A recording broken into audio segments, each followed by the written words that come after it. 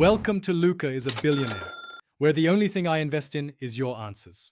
You start by preparing the environment and tools so removal is clean and controlled. With the phone off, place it on a soft, flat surface and use tape at a corner to lift the old protector slowly. Pull at a shallow angle to avoid shards. This helps adhesive release evenly.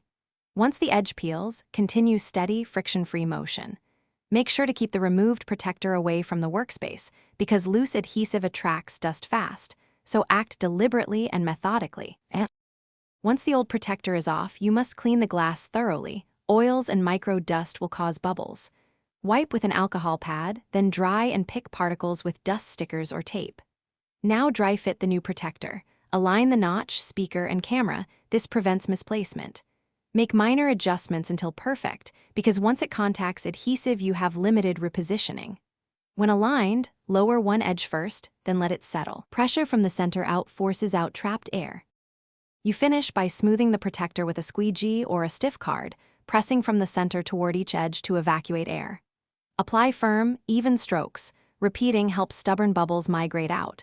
If a speck remains, lift the nearest edge slightly and use a dust sticker to extract it, then reseat the protector. For permanent haze or many bubbles, replace the protector. Sometimes adhesive defects make a swap necessary. Finally, inspect camera and buttons to confirm full functionality and wipe fingerprints away. Thanks for watching and please subscribe. It's the best investment you'll ever make.